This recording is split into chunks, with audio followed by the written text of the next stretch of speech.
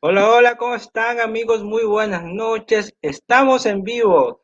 Gracias a todos ustedes que están conectados esta noche en Voces de la Coalición. Gracias a todas las plataformas que están anexas a nosotros. Estamos aquí desde la página de la Coalición Nacional por la Patria, El Oro. Somos la voz de la coalición. Así que iniciamos un programa súper especial. Vamos hoy a tratar sobre el tema análisis de la ley de apoyo humanitario. Y no estoy solo, como siempre, estoy en compañía de Marlon Shinaula. ¿Cómo estás, Marlon? Saludos. ¿Cómo estás, Leito? Un gusto saludarte, un gusto también saludar a todas las personas, los cibernáuticos que nos siguen a través de esta plataforma digital. Como siempre decimos, esta de aquí es una plataforma para ustedes, es una plataforma pensada para el pueblo y nosotros somos únicamente un instrumento para hacer llegar la voz del pueblo hacia nuestros mandantes. Y aquí estamos, compañeros, en esta noche muy especial con un programa totalmente especial para topar un tema muy importantísimo, que es un análisis importante a esta ley de apoyo humanitario. Vamos a saber si es de verdaderamente importante, si es verdaderamente humanitaria, como se dice o como se cuestiona. Y para eso tendremos, Leito, invitados muy especiales. No sé si los presentamos. Ya están. No se te escucha, Leito. Bueno, Ahí mientras sí Leito. estamos. Te cuento, Marlon, que toda la noche me han intentado hackear, me hackean la transmisión, pero no importa, aquí estamos. Eso pasa, estamos en vivo, no es la primera vez. Eh, Marlon, siempre tenemos invitados de lujo. Se ve que nuestra plataforma se llena de unos invitados así, de sacarse el sombrero, y hoy no es la excepción. Hoy tenemos a una gran abogada de la ciudad de Machala. Ella es jurista, es profesional. Yo, mi respeto, una gran amiga para ella. Así, una profesional a carta cabal. Ella es la abogada Ana María Jaramillo. Yo de verdad que estoy muy contenta de que haya aceptado nuestra invitación. Bienvenida, abogada. Mucho gusto que esté con Bienvenida. nosotros.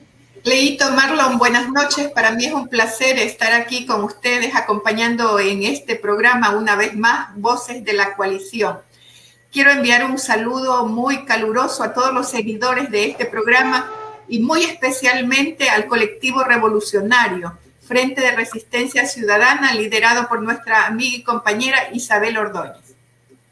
Un saludo para Isabel Ordóñez, una gran amiga, una gran revolucionaria, compañera de lucha, compañera de pueblo, ahí donde las papas queman, como se dice en el pueblo. Saludos a Isabel y gracias, abogada. Marlon, tenemos otro invitado. ¿Quién es? Claro, como tú dijiste, Leito, todo para nuestra querida gente que nos sigue en este su programa que es Voces de la Coalición, tenemos un invitado súper especial, directamente desde Loja, desde el sur del Ecuador. Nos acompaña también para tocar un tema importante de ley humanitaria, el abogado Fran Castillo, un jurista profesional que nos va a guiar un poquito más y aclarar algunas dudas respecto a esta famosa ley humanitaria. Bienvenido, Fran. Muy buenas noches, gracias por la presentación. Un saludo para ti, para Leo, para la doctora Ana Jaramillo y para ti, compañero. Me olvidé tu nombre, ¿me recuerdas? Marlon. Marlon. Un Marlon. saludo para todos ustedes. Muchas gracias por la invitación para poder conversar este tema que es de importante análisis y que la ciudadanía en general tiene que conocer. A todos los seguidores de la página de la que ustedes manejan, Voces de la Coalición, un saludo muy importante y un abrazo fraterno desde nuestro búnker, como lo digo, desde el búnker jurídico donde nosotros pasamos metidos, y también para las personas de la revolución que están. Es muy necesario estar empapados de este conocimiento de la ley.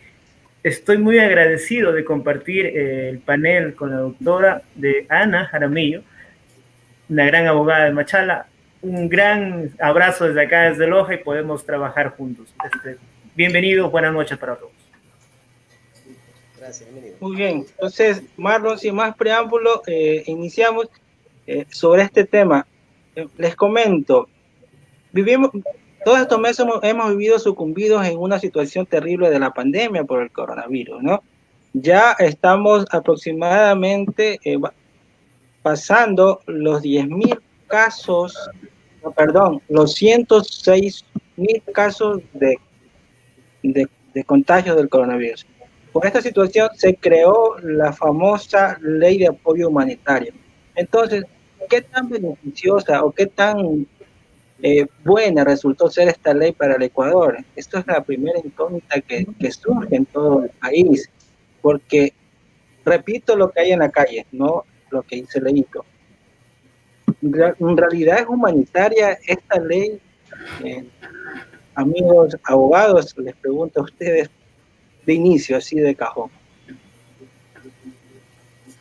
Bien, yo voy a darles mis impresiones.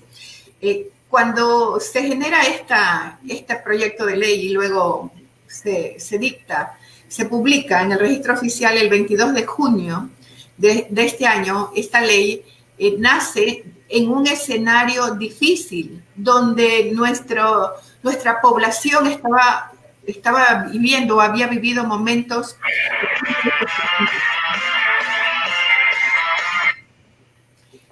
todas las familias de alguna manera perdimos amigos, vecinos, parientes, conocidos, pero realmente cuando nace y conversamos sobre el objeto de la ley, este objeto es un poco romántico y nos implica que se van a generar medidas para enfrentar la crisis sanitaria post-COVID. O sea, para remediar o mitigar los efectos que han ocurrido en el territorio. Para efectos de la reactivación económica y productiva. Pero hay una parte importante que dice, con énfasis en el ser humano, para contención y reactivación de las economías y el mantenimiento de las condiciones de empleo obligatorio, ámbito público y privado.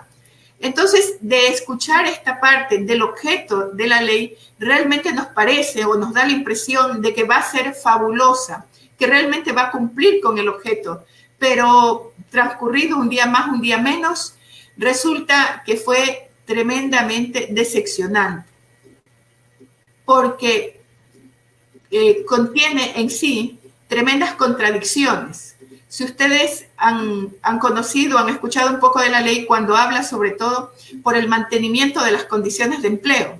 Y que resulta que en esta semana el ministro de Trabajo nos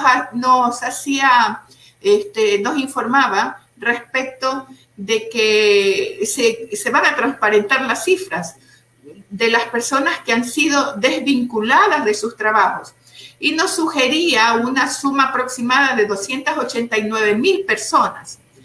Esto se contrapone con el objeto de la ley, cuando la ley en su objeto nos manifiesta que es con el propósito del mantenimiento de las condiciones de empleo, pero a la vez la realidad que vive nuestro pueblo es todo lo contrario. No se ha hecho nada por mantener el empleo de nuestra gente trabajadora. Muy bien, doctora. Bueno, en realidad la ley orgánica de ayuda humanitaria que propuso el Ejecutivo, o sea, el gobierno, fue para hacer frente a la crisis sanitaria, que consta de 50 páginas con un solo objetivo, que aparentemente es reactivar la economía. Dentro de ¿qué nos puede decir usted dentro de lo económico, dentro de lo laboral, dentro inclusive de lo educativo, hasta dentro de lo que son procesos de inclinato? ¿Cuáles de estos procesos se están siguiendo y cuáles son los que no se están cumpliendo? Por ejemplo, en el proceso de lo económico, tenemos entendido que nosotros los ciudadanos estamos aportando durante 9 meses un aporte económico al Estado.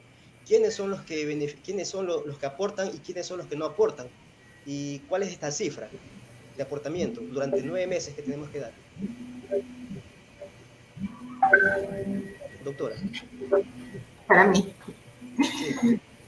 Bueno, respecto de las cifras no podría yo destacarlo, pero yo más bien quiero referirme en una parte que es sumamente importante que tiene que ver con la ley y que a mi entender era lo más rescatable de esta ley, y es lo que tiene que ver con los servidores de la salud, los servidores y los profesionales de la salud.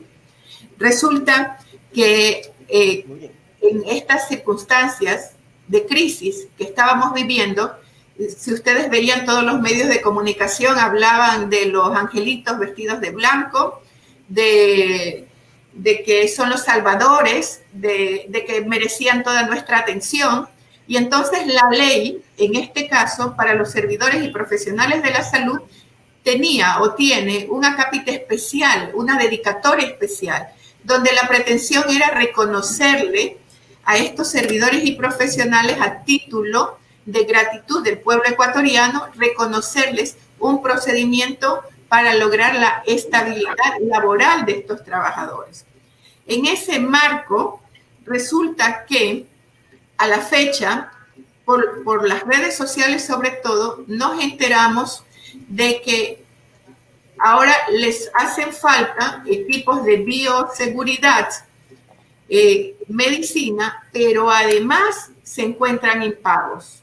Entonces, esta ley que tenía algo de positivo, que era este espacio al que yo me quiero referir especialmente, porque me parece a mí que es lo más rescatable, pero en la práctica estamos viendo de que es una ley falsa, de falsas promesas, de falsas ilusiones, porque esos médicos, esos profesionales se están arriesgando sus vidas y las de sus familias al prestar los servicios en la primera línea, atendiendo a las personas que padecen esta terrible enfermedad, que están arriesgándolo todo y que la única compensación posible era que en algún momento ellos pudieran recibir estabilidad laboral. Pero eso no ha ocurrido por dos razones. Primera, porque el Estado tiene un plazo para cumplir con ese propósito, que serían en 6 meses. Es decir, hasta el 22 de diciembre de este año ya deberían estar los concursos y los mecanismos para lograr el nombramiento definitivo de estos servidores de la salud. Y que los concursos que se lleven a cabo tendrán dos momentos, 2 formas de calificarlo, lo uno que tiene que ver con los méritos y lo otro que tiene que ver con la oposición. Los méritos, como todos lo conocemos, está relacionado estrictamente con el respaldo académico, o sea, exhibir su título profesional o técnico dependiendo de los niveles universitarios que pudiera tener. Pero por otro lado, el otro 50% radica directamente a que con la sola exhibición de su contrato ocasional o su nombramiento provisional, lograrían el otro 50%. En estas circunstancias, aparentemente, parecería que se van a beneficiar de ellos.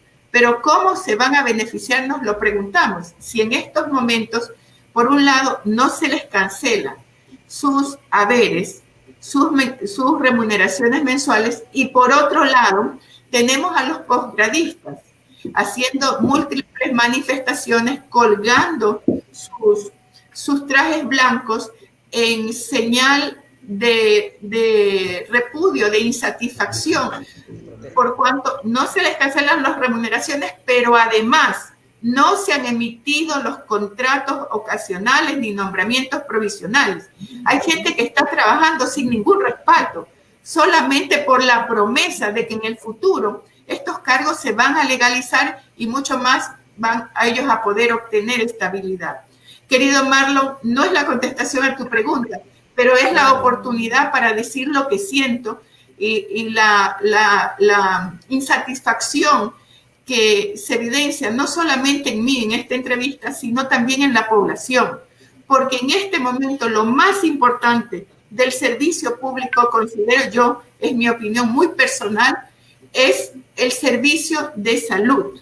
Y es un servicio que al momento lo vemos tan desdeñado, tan desconsiderado, que a mí me causa risa, que hasta de boca del presidente, de los ministros, en esas instancias de dificultades, en lo peor de la pandemia, marzo a mayo, un poco más y les hacíamos monumento a cada médico. Pero ahora en la actualidad no tenemos nosotros, al menos yo como ciudadana, no tengo la seguridad de que estos médicos realmente, después de todo el sacrificio que han hecho, puedan obtener su estabilidad dentro del sistema del servicio público. Sistema de salud. Muy bien, doctora, muchas gracias. Marlon, disculpa que te interrumpa. Tu audio de micrófono está muy bajo, no sé si lo revisas. Poquito, se te escucha muy bajo. Entonces, no, está muy bajo. No sé si reinicia tu ingreso si lo revisas. Sí. Estoy muy de acuerdo con lo que comentó la abogada. De verdad que es lamentable cómo se ha jugado, cómo se ha burlado, por llamarlo de una forma, con los funcionarios de la salud pública. Yo tuve muchos amigos que fueron con buenas intenciones a trabajar, a dar su apoyo como patriotas para hacer frente a esta crisis pandémica. Más que el ofrecimiento, ellos fueron por servicio, por ayudar. Se les ofrecieron muchas cosas y oh sorpresa que después de varios meses de esta crisis, aún la vivimos, pero en ese tiempo era mucho más, no se les paga y los han despedido mucho. Entonces, no son una burla realmente. Entonces, ¿de qué ley estamos hablando si de humanitaria no tiene nada, ¿no? Entonces, estoy muy de acuerdo con sus palabras, abogada, y de verdad debería llamarse ley de burla humanitaria, porque así es. Entonces, Frank, no sé tú qué nos dices respecto a tu opinión con respecto a esta ley humanitaria. Queremos saber tu posición también. Bueno, muy buenas noches, Leo. Gracias por la pregunta y la intervención también de la doctora Ana. Sí, concuerdo en ciertas partes, pero con respecto a lo que dice de salud, no concuerdo en algunas cosas. Lo que sí te puedo decir, para que la ciudadanía tenga conocimiento, que el mismo nombre de la ley es absurdo. No nos olvidemos que estamos viviendo un tiempo de pandemia denominada COVID-19.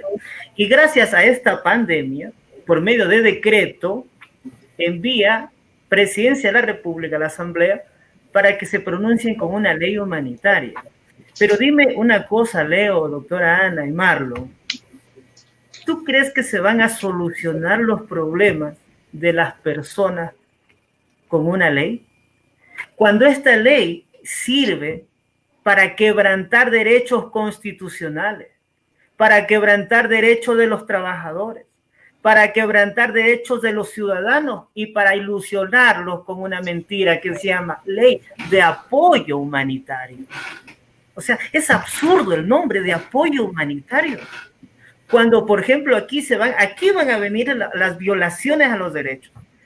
Bueno, la ley se maneja por 3 ejes fundamentales.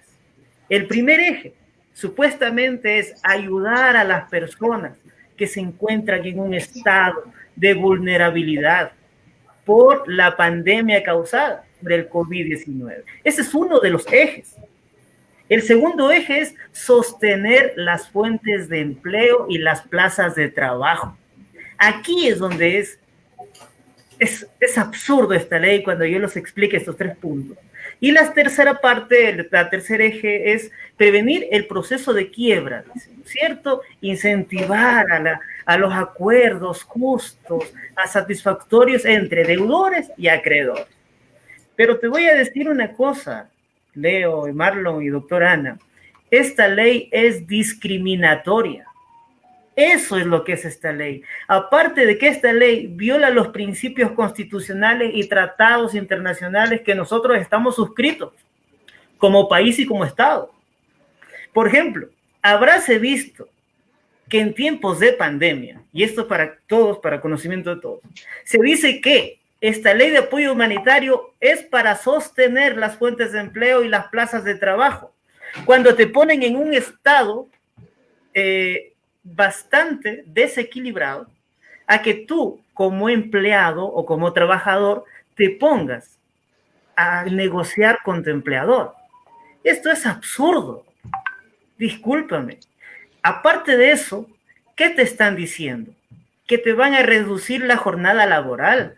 ¿Qué significa esto de la reducción de la jornada laboral? La reducción de la jornada laboral no es otra cosa que estarte ya reduciéndote el sueldo. Porque una cosa es que ha reducido la jornada laboral, pero nunca ha habido un pronunciamiento que se va a reducir el precio de la canasta básica. Entonces, por ejemplo, aquí se genera tipos de efectos y causas.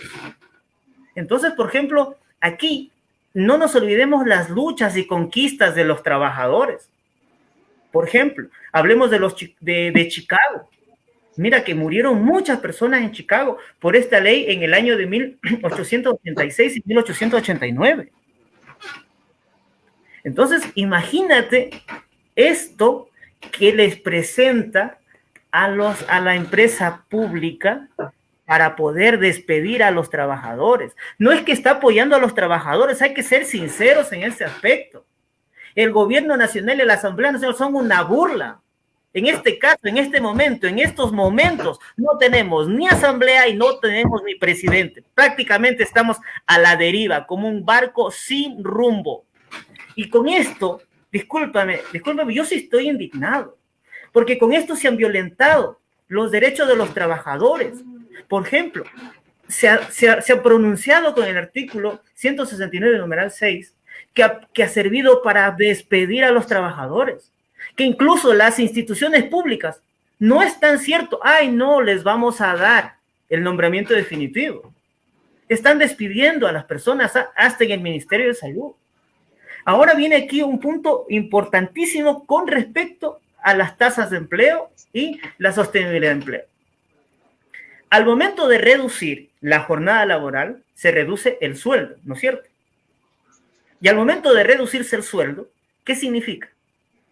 Que te están obligando las empresas privadas a someterte a una esclavitud por medio de oficio, diciendo acepto laboral porque todas las personas necesitamos llevar el pan de cada día a la casa. Y si no aceptamos ese acuerdo que supuestamente nos ampara esta ley, nos tocará firmar la carta de renuncia que lo va a hacer por medio de talento humano. O sea, ¿dónde está el beneficio de la ley de apoyo humanitario? ¿Y por qué digo que también es discriminatoria con respecto a lo que pronunció la doctora Ana? Que el punto bueno es que les da a los de capa blanca como se los ve como angelitos. No, aquí hay discriminación. ¿Por qué? No nos olvidemos que los servicios públicos no solo es la salud. Dentro de la pandemia estuvo trabajando, por ejemplo, los trabajadores que recolectaban la basura de las calles de nuestras casas, que ellos no son seres humanos. A ellos hay que eliminarlos porque no son del Ministerio de Salud. No, discúlpame. Son trabajadores y son personas que el Estado tiene que velar por los derechos de ellos. También, por ejemplo, estuvo también en las calles y sigue estando en las calles, buscando nuestra seguridad y disciplina, la Policía Nacional, el Ejército. O sea, discúlpame, esta es una discriminación total.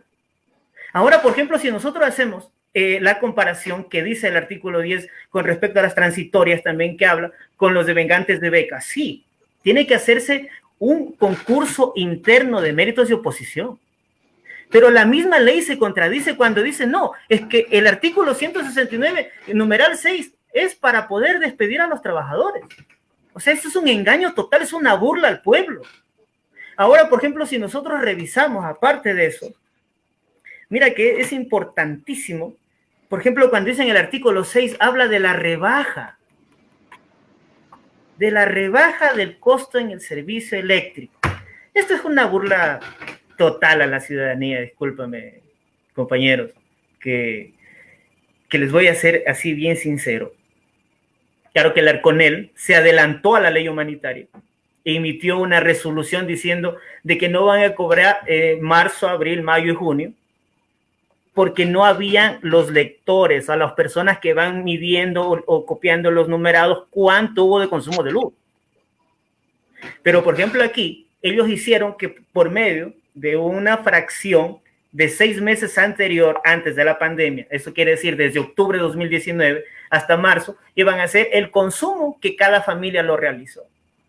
Ahora, no nos olvidemos que el mes de diciembre el consumo de electricidad es máximo porque todas las familias tienen sus reuniones, sus cenas, incluso hay más movimiento, hay mayor consumo de luz. Y mira que hay un criterio jurídico dentro de la ley, bueno, para las personas, para que las que no nos escuchan y no son abogados, nos dice que hay una palabra quintiles. Pero tenemos que comprender qué significa este criterio. Aquí es una burla. Quintiles se maneja por medio de una estadística que se la divide para 5 fracciones. Del 20% tendríamos que por 5 por 2, 10, que tenemos un equivalente de 100, ¿no es cierto? Esto equivale al 20% de la población, un quintil. Si nosotros aproximadamente somos 17 millones y medio de personas, ¿cuánto sería un quintil? 3 millones y medio. Como la ley dice, 2 quintiles para poder proporcionar la rebaja, dice, del 10% en el consumo de la luz eléctrica. Seríamos hablando de 7 millones de habitantes. Estos 7 millones de habitantes hay que dividirlos para 3, porque según la revista Gestión, ellos manejan de que las personas a nivel nacional, el núcleo familiar se compone de 3 familias y tiene un ingreso per cápita de $53 mensuales. Estos 7 millones los dividimos para 3 y nos viene a dar un ¿qué? Una fracción aproximada de 1.800.000 vendrían a ser familias que tienen un medidor en su casa. Esto se equivale a un quintil. O sea que estas personas se van a beneficiar de este quintil. Pero Leo, Marlon, Anita, les recuerdo, ¿cuándo fue aprobada la ley? El 22 de junio. Y las tarifas de marzo, abril y mayo ya fueron canceladas. ¿Cómo va a haber el descuento? Discúlpeme, ciudadanos, pueden todo el mundo revisar en sus planillas. Es una burla a la ciudadanía. Jurídicamente hablando, es una burla a los trabajadores.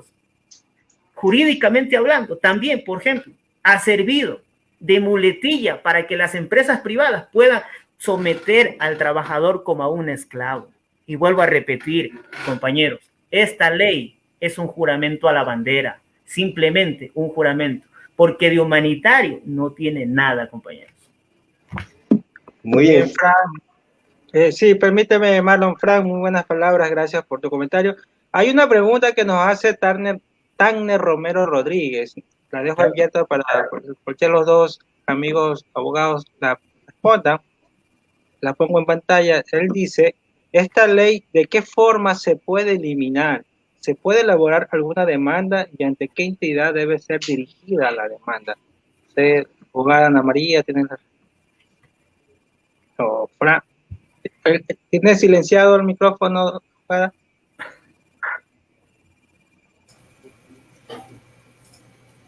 Bien, lo que podría proponerse es la inconstitucionalidad de la ley. Bueno, yo podría responderlo de algunas partes. Sí se podría mejorar esta ley. Se la podría mejorar con un proyecto de reforma de ley, pero que esté amparando los derechos de los trabajadores y de la ciudadanía. Porque aquí se violentan muchísimo los derechos de los trabajadores privados, en este caso, por ejemplo, de los obreros, del campesino, de la persona que vive el día a día, de la persona que vende los productos en el mercado. Aquí de ellos no se los toma en cuenta. O sea que no somos ciudadanos. O sea, para el gobierno no existimos estas personas. Solo existen los funcionarios públicos en cierta forma. Ahora, ¿cómo podríamos, dice, eliminar esta ley? Bueno, lo que se está haciendo y lo que ya hemos realizado son acciones de protección. Porque, por ejemplo, al momento de violentar un principio constitucional, como es el principio de progresividad y el principio de no regresividad en el presupuesto general del Estado, tendríamos que demandarlo. Por ejemplo, los trabajadores que han sido despedidos en base a esta ley, ellos han presentado directamente ya las acciones de protección y han sido reintegrados a su trabajo. Entonces, por ejemplo, aquí lo que tenemos que hacer es una propuesta de ley para mejorar esta ley humanitaria. O si no, realizar un tipo de ley, porque no nos olvidemos que mientras dure el estado de excepción más 2 meses más, o sea, no es que va a ser eterna tampoco esta ley. Pero lo que sí les puedo decir es que hay la viveza criolla, como se dice en términos morochos, como se habla, de que esta ley fue editada simplemente para poderlo someter al pueblo ecuatoriano a un engaño. Eso es lo que te puedo responder, compañero, con respecto a esta ley.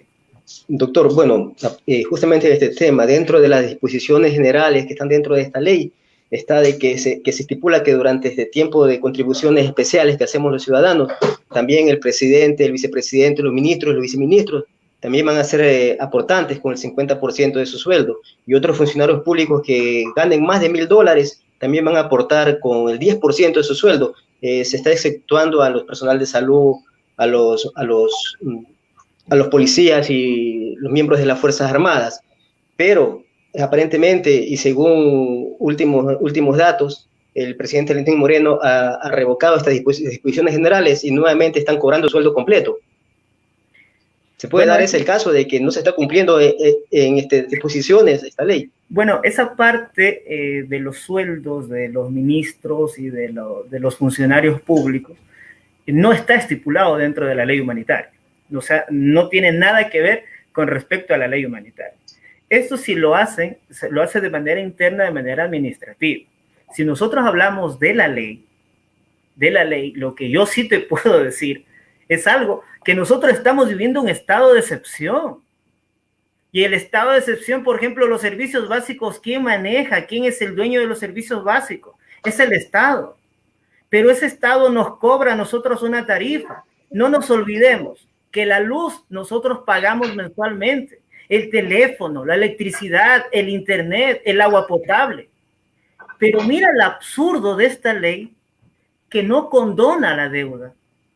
El Estado dice, no, sí, estamos en estado de excepción, claro, pero te voy a dar un plazo para que pagues, pero que te perdono la deuda jamás. Discúlpame. O sea, no tenemos gobierno, no tenemos Estado. Cuando estamos en estado de excepción, ya todos nos consta, ninguna persona salió a trabajar porque estuvimos en confinamiento. Entonces, ¿qué nos dice? No, es que vamos a llegar a acuerdos con los acreedores. Aquí te voy a explicar algo. ¿Qué significa esto de acuerdo de acreedores? Que si tú tienes un canon de arriendo y estás debiendo, tú puedes llegar a un acuerdo con el arrendatario de cancelar estos meses atrasados, que son 3 meses directamente, para que te dé una prórroga y con eso ir cancelando. Caso contrario, ¿qué dice? Llegaremos a los acreedores. Para las personas que no conocen de esto, el acreedor dentro del COGEP significa que es un juicio anteriormente conocido como insolvencia. ¿Qué significa? Que si tú no tienes para cancelar los servicios, para cancelar este canon de arriendo o este acuerdo que puedes llegar, te van a seguir un juicio de insolvencia porque no tienes fondos para cancelar. Pero aparte de eso, ellos aprueban la reducción de la jornada laboral. Aparte de eso, mira, dicen, no condonamos la deuda. Pero sí, pero sí tenemos que poner un poco de fuerza para cobrarte esta deuda que tú tienes. Ahora mira, el juicio de acreedores significa que cuando tú no tienes los fondos, llegas al acuerdo y no cancelas, llegas a un juicio de acreción que vas a perder todos tus derechos constitucionales. Por ejemplo, derecho de votación, tu cédula de identidad, quedas insolvente, prácticamente un interdicto completo, desapareces del mapa, o sea, no existes. O sea, ese es el apoyo humanitario que nos brinda nuestro gobierno. Una pregunta para la doctora Jaramillo. Dentro de lo económico, bueno, están las aportaciones que hacemos los ciudadanos públicos y privados, los empleados, que van desde los $500, aportando $3 mensuales durante 9 meses, y a partir de $100 que se vaya sumando a esa base, van a ir subiendo $3 más como base adicional. Vemos aquí claramente que se exentúa de esta aportación a personas que son jubilados, a personas que han sufrido una grave crisis económica debido a esta pandemia, y obviamente, como tercer punto, a las personas que tienen discapacidad. Estas personas están solamente aportando el 50%. Doctora, una pregunta. Tal vez haya aquí algún tipo de manipulación por los propios asambleístas, que son los que aprobaron esta ley, para exceptuar la exoneración de los que tienen carnet de discapacidad en pagar esta ley, el 50%. Como vivimos de escándalo en escándalo, y ya vemos pues que nuestros discapacitados, asambleístas, administradores de justicia, representantes del Consejo de Participación Ciudadana, etcétera, y etcétera,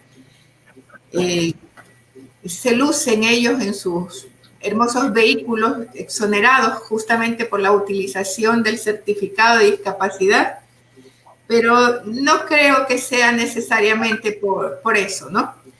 De pronto lo vieron a título general de favorecer a estos grupos vulnerables de alguna manera, porque tampoco esto significa que estos grupos están en situación privilegiada, porque lo que ellos ganen íntegramente, de todas maneras, ante esta situación de falta de trabajo, de inflación, esas remuneraciones han bajado en el costo del acceso a los bienes que se tenían antes de la pandemia, antes de esta crisis económica.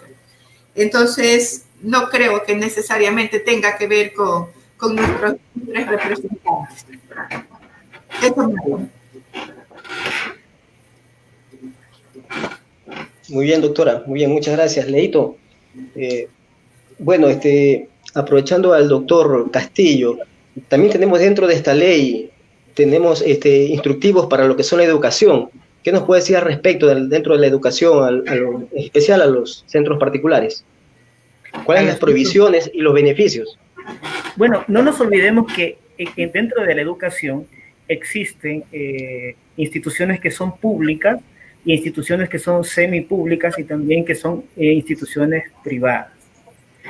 Pero, por ejemplo, no sé si han escuchado por ahí lo que dice que no podrán ser suspendidos los estudiantes por falta de pago, pero tienen que llegar a este acuerdo que te decía, ¿sí? Este acuerdo, o sea, el acuerdo de fórmula de pago. O sea, el padre de familia tendrá que buscarla de donde pueda, pero tiene que cancelar estas pensiones por medio de que va a pedir una prórroga de tiempo para pagar. Pero nunca se le va a condonar la deuda. Pero el estudiante dice que sí puede ingresar o seguir asistiendo a clases, bueno, actualmente vía telemática, tal como lo estamos haciendo por este medio de comunicación. Pero, por ejemplo, yo vuelvo a repetir, si el Estado tiene toda la potestad, porque está estipulado en la Constitución, cuando se dice cuál es la potestad del presidente de la República, si estamos en un estado de excepción, el Estado tendría que haber tomado una decisión directa de decir, el agua y la luz en estos meses no se le cobrará a la ciudadanía, asimismo la educación y la electricidad. Tenemos, por ejemplo, el Ministerio de Salud, que es gratuito. Y ahora en estado de pandemia, nos vienen, o sea, no, dicen, les vamos a dar un acuerdo de pago. Discúlpenme. Esto es indignante para las personas que no conocen. Ah, no, es que nos han dado una ley humanitaria porque la Asamblea trabaja por nosotros y nosotros pagando estos sueldos. Esto es indignante, compatriotas y conciudadanos. Podemos decir que los asambleístas son cómplices de estas componendas, son parte. A ver, le hago una pregunta a usted, le revierto la pregunta. ¿En qué nos ha ayudado la Asamblea Nacional en este tiempo de pandemia? Bueno, compañero, tenemos en la actualidad una asamblea que es el remedio del viejo país. Es una asamblea golpeada precisamente por los actores políticos que han perdido toda la confianza en el pueblo. La confianza que el pueblo les dio han traicionado. Tenemos una asamblea que ha perdido toda la credibilidad, que hoy por hoy ser asambleísta es un sinónimo de vago, un sinónimo de ocioso. Entonces, pero sobre todo que está demostrado de que no tienen la autoridad moral para legislar, precisamente porque ellos son los corruptos y los canales de la corrupción. Entonces, pero se puede hacer muchas cosas todavía. Y se puede, en el corto tiempo que tienen los asambleístas, para terminar, en el corto tiempo que tienen los asambleístas, pueden hacer grandes cosas todavía. Una de las cosas importantes que pueden hacer es nunca más volverse a candidatizar para un cargo de poder público como este. Bueno, quería enfatizar en algo, lo que la asamblea, para que tenga un poco de credibilidad, tendría que haber hecho una propuesta al Estado, que en el tiempo de confinamiento y en estado de pandemia, los servicios básicos como electricidad, agua, luz, educación, salud, no sean cobrados durante los meses de estado de excepción, que sería lo más lógico. No, pero a ustedes les consta, porque ustedes son periodistas. ¿Qué hicieron estos señores? El ministro de Finanzas salvó al Ecuador pagando bonos a la banca privada. Seamos objetivos con lo que hablamos y con lo que decimos en la ley. O sea, prefirió pagar bonos que asumir la responsabilidad del Estado con los servicios, porque, oye, el Estado es el papá que tiene que cuidar a la ciudadanía. Pero no, el Estado violenta otra vez más el principio de progresividad y el principio de no regresividad del presupuesto general del Estado. Aquí no podemos echarle la culpa al gobierno anterior, al gobierno que viene atrás. O sea, no, estamos ya en el Estado, en el gobierno. ¿Cuál es la responsabilidad? Al momento de que firmó el protocolo de El Salvador, los protocolos internacionales. ¿Y aquí qué dice? Que el presupuesto general del Estado nunca tiene que ser afectado. Y si no tiene para incrementar ese presupuesto, tampoco tiene la obligación ni la capacidad de reducirlo. Pero a ustedes les consta que los médicos no tienen los insumos, pero con los medios de comunicación sí los tenemos, que tenemos todo un servicio. Cuando nosotros vemos en las calles que las personas están muriendo, que los botan en una funda de basura, que los botan, humildemente nos dan hasta una caja de cartón. Discúlpame, eso es denigrar a la persona. Somos ciudadanos. ¿Y qué? ¿Qué dice el nombre de esta ley? Ley de apoyo humanitario. Discúlpeme, compañero, es indignante. Bien. Bien. Entiendo tu indignación, abogado Frank, y sé que es la indignación de todos los ecuatorianos, porque realmente nos han golpeado de una forma inaudita, inconcebible. Cuando queríamos un apoyo, el gobierno nos dio la espalda. Yo vi una frase que medio la recuerdo, que decía que más o menos que pensaban que el pobre era quien iba a correr a cogerse todo para sobrevivir, cuando fue el rico el que salió a la calle a coger todo y robarse. O sea, todo lo contrario a lo que debió haber sido. Entonces es lamentable. Permítame saludar a Javier Carrión, Edwin Castillo, Washington Ruiz, Narci Rivas, Lida Pontón, Jacinto Crioy, Ordóñez, y a todos los amigos que están conectados a través de la señal Facebook. Estamos conversando sobre el análisis de la ley humanitaria, y de verdad es importante poder despejar ciertas dudas, y aquí manejamos temas sin tabúes, sin miedos, así de frente. Aquí no nos vamos a limitar porque no nos debemos a nadie, amigos. Déjame explicar una partecita que en la ponencia anterior que hablé de la ley humanitaria me olvidé de mencionarla, y es muy básico mencionarlo ahora. No nos olvidemos que la mayoría de los ecuatorianos son padres, y algunos de ellos tienen juicios de alimentos. Entonces, mira lo que viene aquí, lo que dice en las fuentes de que vamos a proteger las plazas de empleo. Ah, no, pero les vamos a reducir la jornada laboral, lo que implica también la reducción del sueldo.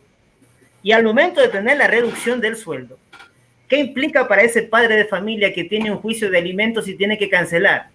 Tiene que pedir enseguida la incidencia de rebaja de pensión. ¿Y qué se está violentando aquí, compañeros? El interés superior del niño. Ah, no, pero para la asamblea y para el presidente no les interesa. Yo soy padre y tengo que cancelar $100, a ejemplo. Pero yo gano un sueldo básico de $400. Pero como me reducen la jornada laboral a la mitad, a 4 horas diarias, a 20 horas semanales, voy a ganar 200. ¿Cómo voy a cancelar $100 con 200?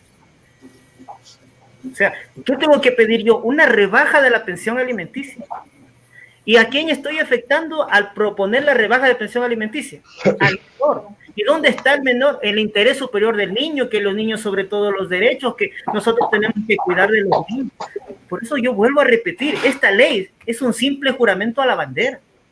Aparte de que violentan los derechos de los trabajadores, no se rebaja el precio de la canasta básica. Afecta en causa y efecto a muchos otros procesos. Esa parte quería decir. Doctora, bueno, un análisis profundo de no haberse dado esta ley humanitaria. Usted tal vez nos puede dar una idea de cómo podíamos haber sostenido el empleo, cómo podíamos haber sostenido los negocios, la economía, y cómo se alimentaba el pueblo ecuatoriano, muy aparte de no haber usado este tipo de leyes. Bien, yo no soy experta. gracias Marlon. Yo no soy experta en temas económicos, pero hay algo de lo cual sí tengo experiencia y soy una mujer jefa de hogar, ¿no? Entonces, cuando uno administra el hogar, uno establece prioridades. Entonces, si yo tengo una deuda por la tarjeta de crédito o por cualquier otro tipo, o tengo cualquier otra obligación con las instituciones financieras, pero en pandemia no puedo trabajar, entonces los recursos que tengo no los voy a gastar en pagar la deuda, sino que los voy a tener para cubrir salud, educación, servicios básicos y tener un ahorro porque no sé qué va a pasar, ¿no? Entonces, esto llevado a la macroeconomía, lo que considero que se debió hacer, porque esta ley es ridícula por donde quiera que la miremos, lo que considero que se debió hacer es no pagar la deuda y esos recursos utilizarlos para atender los problemas urgentes que tuvimos en la época de pandemia. No necesitábamos esta ley con todos esos recursos que teníamos, pero lamentablemente el gobierno nacional y quien está encargado del tema económico, que es el ministro de Finanzas, pues ellos tomaron como prioridad, si fuera en mi hogar, pues como prioridad pagar la deuda que mantenía con la tarjeta de crédito. Ellos lo pagaron a tiempo, los bonos, que cuando usted no paga la tarjeta de crédito y transcurre el tiempo, las empresas que se encargan de la cobranza, llega un tiempo y le dicen, no se preocupe, no le vamos a cobrar toda la deuda, le vamos a cobrar la mitad. Entonces, esto a la macroeconomía ocurría igual en esos momentos. Es decir, la deuda bajó de precio y era más fácil negociar en algún momento o dejar que esa deuda siga vigente y que el precio baje a efecto de que hubiera el mejor manejo de esos recursos que teníamos y atender las necesidades prioritarias en época de pandemia. Yo todavía recuerdo aquí en Machala, en la provincia del Oro, vivimos momentos muy difíciles. En el hospital más grande, el hospital base que tenemos aquí, los médicos nos decían en privado, porque no lo podían decir en público, no tenemos mascarillas, no tenemos trajes, no tenemos comida, no tenemos medicina. Y aquí lo que es positivo de la pandemia es que se generó dentro de la ciudad y provincia un gran sentimiento de solidaridad donde de una u otra manera todos los actores sociales del sector aportaron con lo que sea necesario para sostener el hospital base que estaba dedicado única y exclusivamente para atender COVID. Entonces, volviendo al tema de la ley, es lo que yo hubiera hecho. Atender las prioridades, no pago las deudas y lo utilizo para atender los casos más importantes dentro del país, dentro de mi hogar. Es la única forma como yo lo puedo explicar. Sí, muy bien. Bueno, entonces, en resumen de cuentas, pues hemos visto que esta ley de principio humanitario aparentemente no tiene nada de humanitario y más bien fue un peso más para el país que tenía doblemente afectado ya por la pandemia y ahora por esta crisis económica y sin garantías laborales. Marlon, bueno, compañero. Marlon, permíteme, quisiera sí, terminar una idea. Yo creo que esta ley nace con el propósito de que este gobierno pretendía justificarse haciendo alguna acción que nos mantenga entretenidos e ilusionados con una posible reconocimiento o con este objeto del cual fue generado la ley, para mantenernos ahí entretenidos, discutiendo sobre estos temas, cuando ellos estaban pagando la deuda. mientras nos mentían a nivel nacional de cuántos fallecidos tenemos. Hay un registro y un subregistro. Hay una gran diferencia entre las personas que supuestamente han fallecido de COVID y los fallecidos de los registros del año pasado, en la misma época, que ya ascienden a un monto de aproximadamente 30.000 seres humanos. Entonces, a mi criterio, sacaron este marmotreto para distraernos y distraernos de la parte más importante, que es que se estaba jugando la vida de la gente durante la pandemia y luego el futuro de los ecuatorianos en el tema de su educación, de la salud, de la seguridad, de la administración de justicia, etcétera, etcétera. Cada día nos llevan a un escándalo nuevo para distraernos de cosas importantes. Según las redes sociales, están negociando, ya negociaron Banco del Pacífico a un candidato a presidente de la República. Y nosotros ocupados discutiendo y seguimos viendo que cuando es amarillo, cuando es verde, cuando es rojo, para saber cómo vamos contando a nuestros muertos.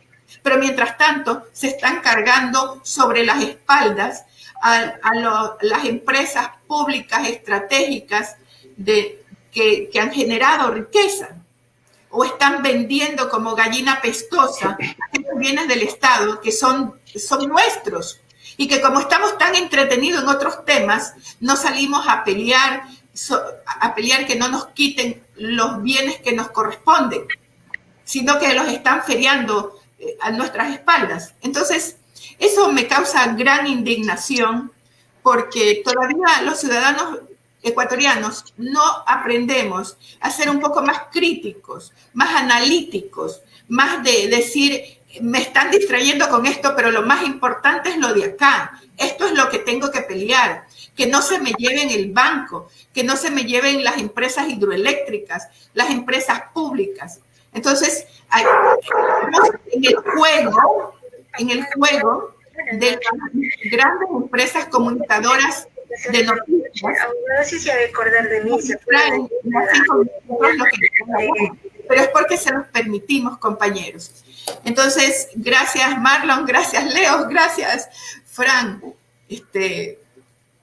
Así. Abogada, sí, déjame, Fran, un ratito. De verdad, abogada, gracias por su exposición. Comparto con usted, inclusive el Bobby está que comparte la misma, está que reclama desde lejos. Lastimosamente, esta pandemia, y yo lo digo donde voy, nos llevó a una nueva normalidad, una normalidad de distanciamiento social, físico, pero hay una nueva normalidad que nos impuso, lastimosamente, que es la normalidad de agachar la cabeza. Nos hemos acostumbrado a agachar la cabeza y a permitir que los políticos que están dañando lo poco que nos queda del país, agachamos la cabeza y no protestamos por el miedo a contagiarnos supuestamente. Pero no saben que nos estamos muriendo de hambre. Hay mucha gente que no tiene ni siquiera para comprar un pan, imagínense. Y aún así, tan malo está el Ecuador, si no tiene productividad, ¿por qué venden las empresas nacionales, no públicas? 700 millones es el precio aproximado de la venta del Banco del Pacífico.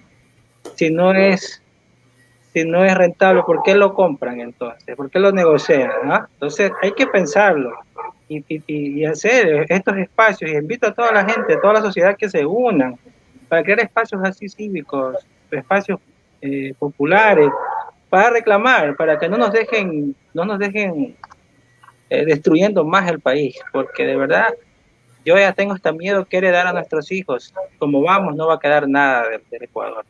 Entonces, Fran, ¿algo querías decirnos? Volumen. Fran, volumen.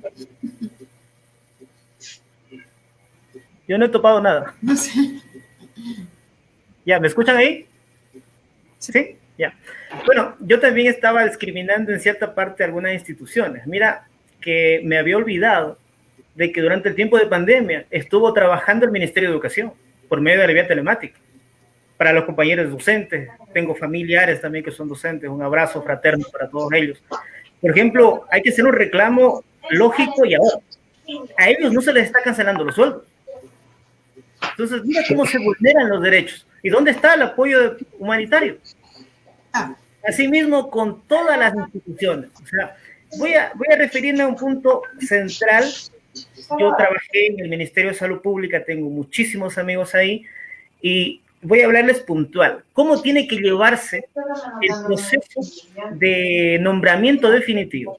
Porque dice el artículo 25 de esta norma, que dice que los trabajadores, empleados, o bueno, en este caso serían trabajadores, médicos, administrativos, todas las personas que trabajaron en el Ministerio de Salud, tendrían el nombramiento definitivo. Pero ¿cómo llegar al nombramiento definitivo? Tiene que hacerse un concurso interno, pero un concurso de méritos y oposición, donde tiene que participar la persona que ocupó esa vacante o la persona que ocupa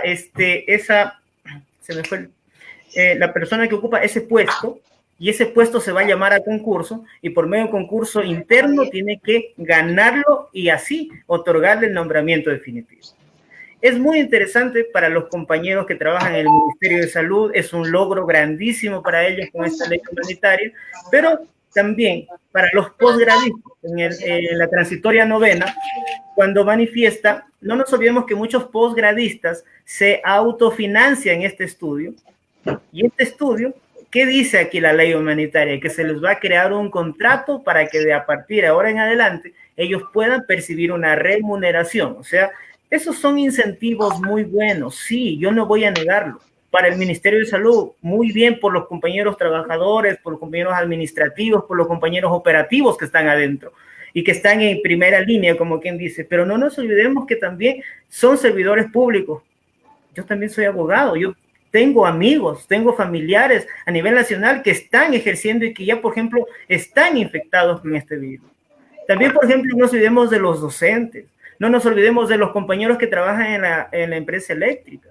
Por ejemplo, me llamaba a la reflexión con un compañero dirigente nacional que decía: Frank, yo pienso y sostengo que la empresa eléctrica y el personal eléctrico es mucho más importante que el Ministerio de Salud. Entonces le decía: estás equivocado. Y él me decía: no, te voy a dar la razón. ¿Qué hicieras si yo te corto la luz y estás en quirófano y todos los equipos no tienen funcionamiento? Necesitamos. Entonces, aquí me di cuenta de algo. No solo es el Ministerio de Salud. No nos olvidemos que también aquí es un complemento de todos. Necesitamos al tendero de la esquina, al que produce las hortalizas, al campesino, que es muy importante. Y aquí no le estamos dando un incentivo a ellos. Porque, por ejemplo, mira lo que dice aquí esta ley. Dice que habrá un bono de desempleo en el artículo 23, justamente de prestaciones del seguro de desempleo en el artículo 22 y en el artículo 23.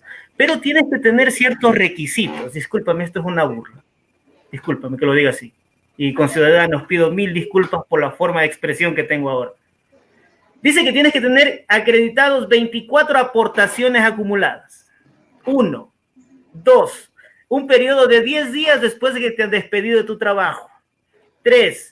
El día octavo de encontrarte desempleado, presentar la solicitud. Y otra, no ser jubilado. Y después dice que debe verificarse previo al aviso de salida. Yo llamo a la reflexión a la ciudadanía. La persona que vende hortalizas en el mercado, ¿alguna vez conoce que es una aportación del Instituto Ecuatoriano de Seguridad Social? La persona que vende helados en el mercado, la persona que vende mangos con sal, que me encantan, te juro, cuando salía del colegio 9 de octubre, éramos con Leo, creo que los mangos con sal, las grosellas, ¿cómo era la otra? Los tamarindos con sal.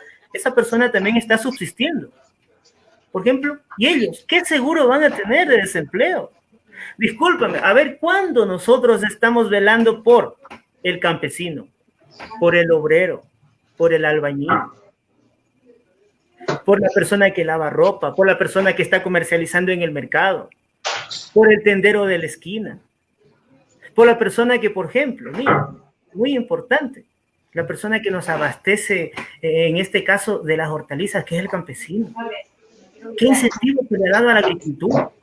No, lo que estamos buscando es privatizar, porque esta ley de apoyo humanitario es para privatizar, y este es el claro ejemplo de que le dieron un escudo y una fuerza a la empresa privada para poder hacer y deshacer con el pueblo ecuatoriano, así o más claro. Efectivamente, Frank. Bueno, estamos llegando al término del programa. Vamos a agradecer a las personas que se han enlazado y gracias por sus comentarios, sus opiniones son muy importantísimas. Gran labor es la que tienen los futuros asambleístas que van a estar representando nuevamente en otra contienda.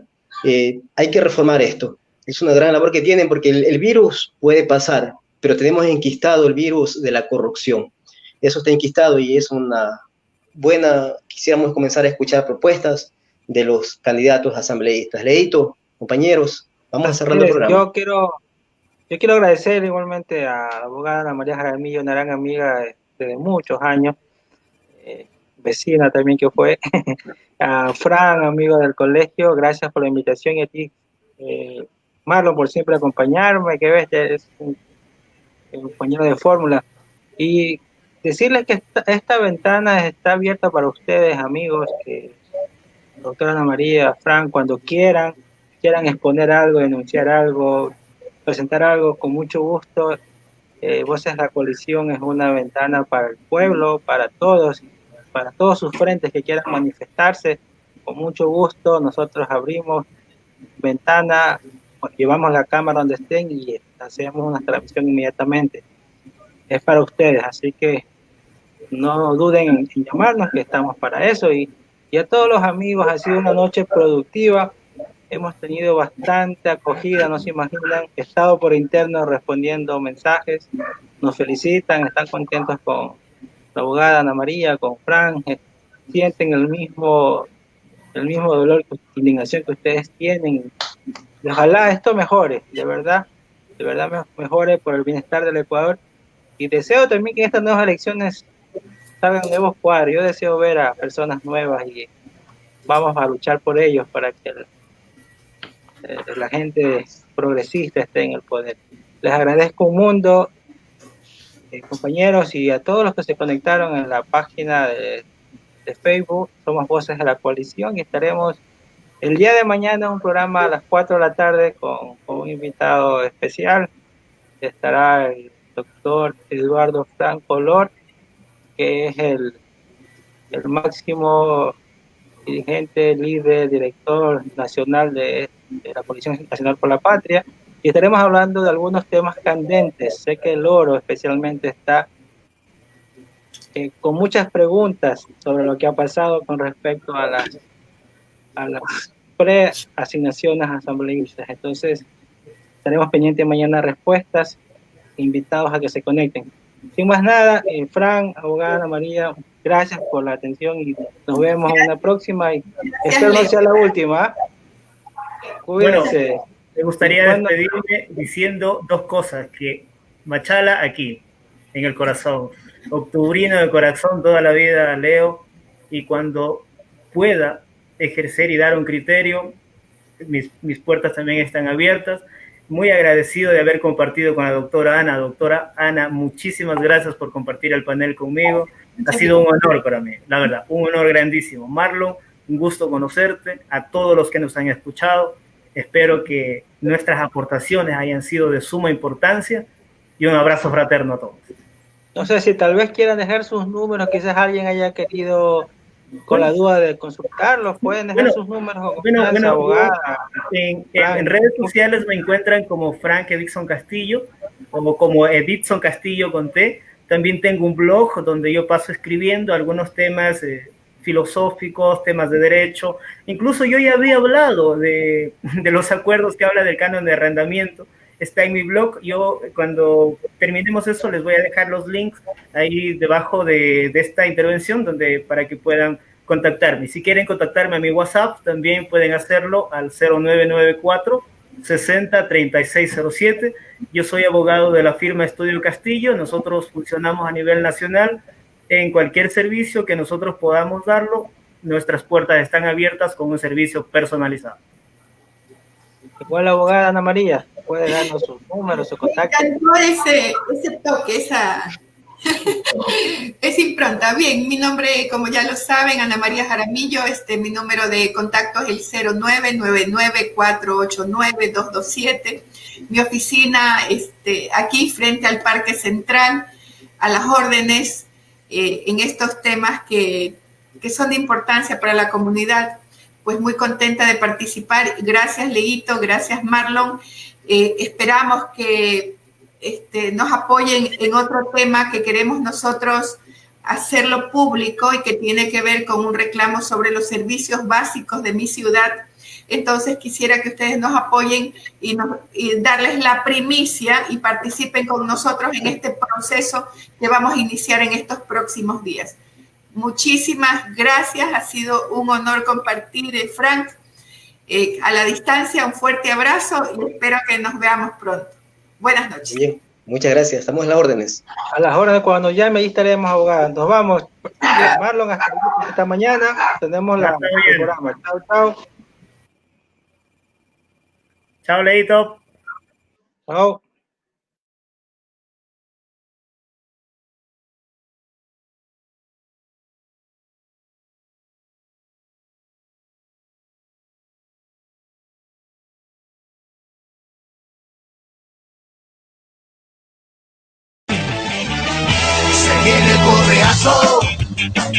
Se viene el correazo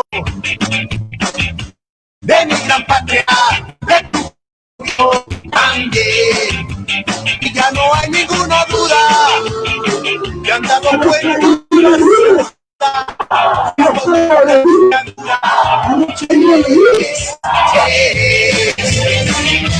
viene el correazo, se viene el correazo.